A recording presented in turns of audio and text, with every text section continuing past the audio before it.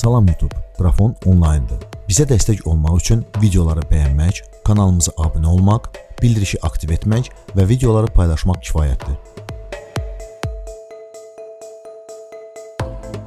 Videonu izlədiyiniz vaxt ərzində ekranın sağ yuxarı küncündə bu işarəyə daxil olaraq bizim səs vermələrimizdə iştirak edə bilərsiniz. Başladıq. Bu kontentdə sizə Apple şirkətinin ABŞ-ın müəllif hüquqları agentliyinə təqdim etdiyi yeni cihazdan danışacağam. Yenə də Apple futuristik görünüşlü cihazları patentləşdirdi. Burada əyilə bilən şüşələrin istifadəsindən söhbət gedir. Söhbət Samsung Fold və Z Flip kimi cihazlara bənzər iPhone-ların yeni konseptindən getmir. Söhbət daha böyük cihazlardan, illərlə dizaynında nəzərə çarpacaq dəyişikliklər olmayan iMac-ın dəyişə biləcək görüntüsündən gedir. İlk iMac 1998-ci ilin avqust ayında təqdim olunub. Steve Jobs bu dizaynla ən əsas monoblok tipli personal kompüterlərin bazara gətirməklə PC industriyasında inqilab etdi. Əvvəllər kompüterlərin əsas hissəsi sistem bloku və monitordan ibarət idi. Bunlar bir-birindən ayrı vəziyyətdə idi. Lakin Steve Jobs ilk dəfə olaraq bu iki qurğunu bir yerdə birləşdirə bildi və nəticədə hamının heyrətinə səbəb olan iMac monoblok sistemi yaradıldı. 95-97-ci illərdə Steve Jobs'un özünün yaratdığı Apple şirkətdən qovulmasından təxminən 12 il keçirdi. Artıq Jobs özünün Next kompüterlərini bazara çıxardırdı. Apple şirkətinin 1996-cı ildə özünü demək olar ki, qeyri-rəsmi bankrot elan etmişdi. Apple bu dövrlərdə fotoaparatlar, oyun konsolları və o dövr üçün o qədər innovativ olmayan Apple Newton planşetlərini istehsal edirdi. Apple'ın idarə heyəti bu çətinliklərdən çıxmaq üçün Steve Jobs'u geri çağırmağa qərar alır. Apple Jobs'a Next şirkətini satmaq təklifi ilə müraciət etdi. Beləliklə, Steve Jobs öz şirkətinə qayıdır. İlk işi isə idarə heyətinin işdən azad edilməsi olur. Bütün işləri öz üzərinə götürür. Jobs dizayna çox həssas yanaşır.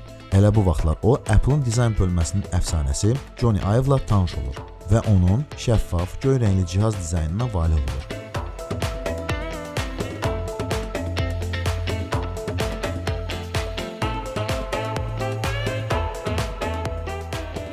Lakin o dövrün Apple mühəndisləri bunun realizə olunması üçün çox baş sındırırlar. Və nəhayət 1998-ci ilin avqustunda Steve Jobs ilk monoblok kompüteri olan iMac G3-ü təqdim edir. Bu həm də ilk rəngli ekranı olan kompüter idi. iMac-la monoblok kompüterlərin yaranması dövrü başlayır.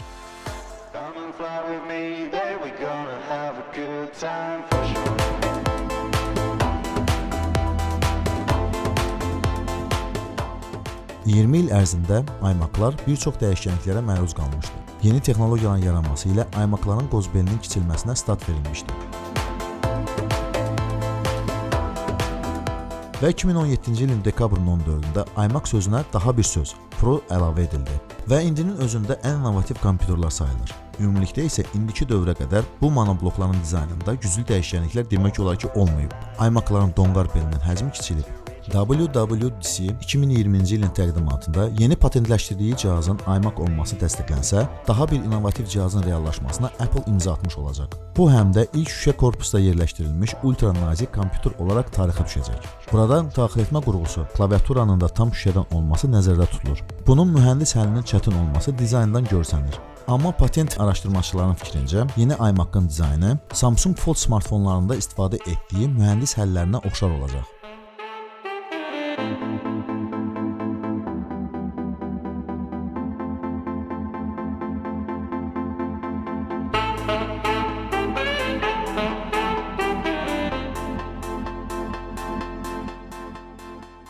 Şüşənin əyilməsinin istifadəçi tərəfindən idarə edilməsi, şüşə ekranın qatılana bilməsi bu yeni patentin necə bir mürəkkəb cihaz olmasından xəbər verir.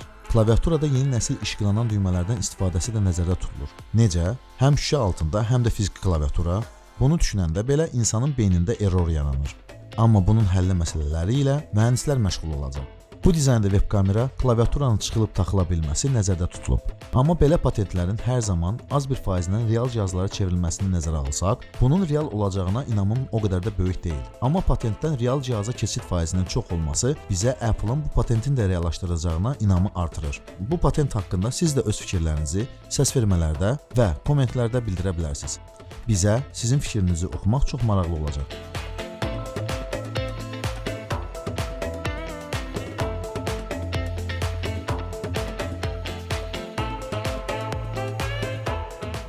Apple-ın daha bir Amazing aksesuarı satışa çıxarılıb. Bu da iPad Pro-lar üçün olan klaviaturadır. Bu tam funksiyonallı trackpad-i olan Magic Keyboard klaviaturalarıdır ki, iPad Pro 2020 planşetlərini Mac Air kimi tam funksional kompüterlərinə çevirir. Bəli, Apple-ın dediyinə inansaq, bu klaviaturaların qiyməti əlçatan olacaq.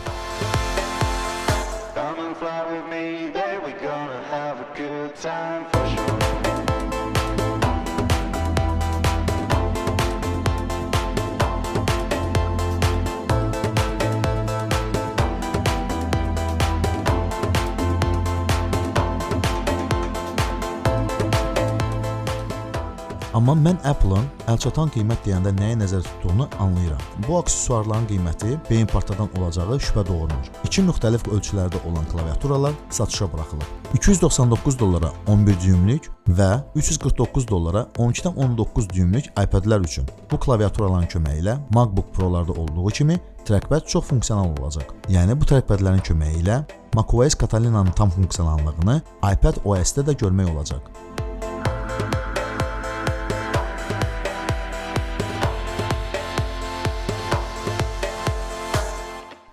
Bu kontentin tam Apple-dan olmasına təəccüb etməyin. Çünki Apple yerində dayanmır və hər ilin fevral ayından başlayaraq bazarda aktiv fazaya keçir. Apple yeni Mac Pro-lar üçün video gücləndirici GPU akseleratorlarının satışına başlayacaq. Burada söhbət AMD şirkətinin video prosesorları olan Radeon Pro W5700X-dən gedir. Bu video gücləndiricilərdə 2 ədəd Radeon RX 580 və ya Radeon Vega 2 çiplərindən istifadə olunur. Və hətta 2 GPU prosesorlu sistemlərin satışı da nəzərdə tutulur. Qiymətlərində isə Apple bizə sürpriz etdi. Bu video akselerator Mac Pro komplektinin qiymətinə $600 əlavə edəcək. Yox, əgər video gücləndirici Radeon Vega 2 çipi ilə olsa, artıq tam Mac Pro dəstinin qiymətinə $2000 əlavə olunacaq. Bu da güclü olan Mac Pro-nun video render gücünün dəfələrlə artmasına gətirəcək.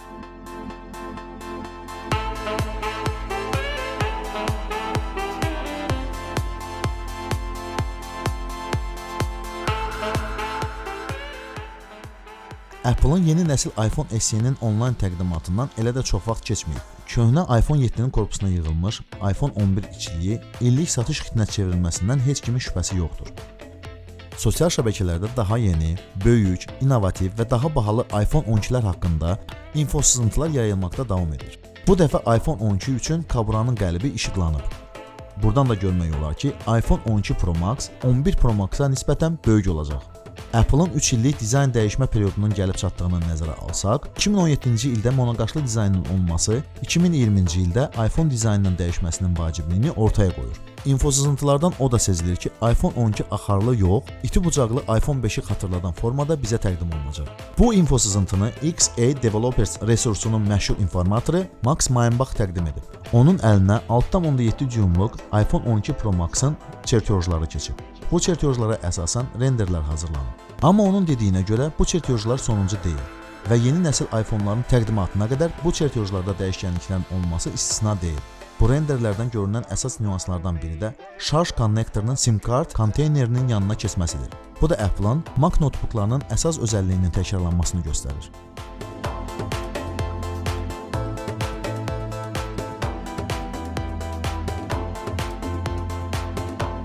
iPhone 12-lərin daha da nazikləşəcəyi bu sızıntılardan görsənir. iPhone 11 Pro-larda bu göstəricilər 8.1 mm, iPhone 12-lərdə isə 7.39 mm olacaq. Nəhayət ki, Apple simmetriyası bu cihazlarda bərpa olunacaq.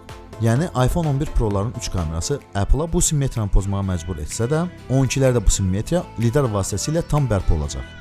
Rəsmi yeni iPhone 12-lərin təqdimatı, əgər korona təcrüdə Apple-a imkan versə, 2020-ci ilin payızında baş tutacaq.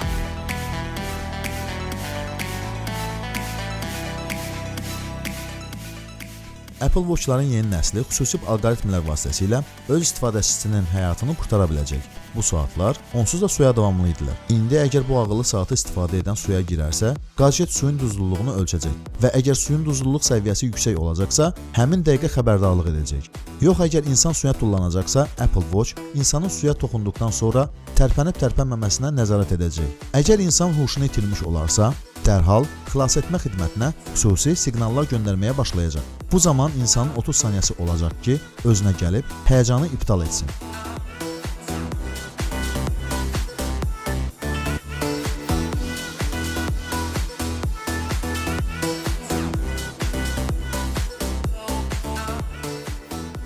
mikrofonun bugünlük Apple dəyəcəsi sona çatdı. Apple yeniliklərini kommentlərdə müzakirə edə bilərik. Amma yenə də bizim səs vermələrimizi unutmayın. YouTube-da olduğumuz üçün sizinlə sağollaşmıram.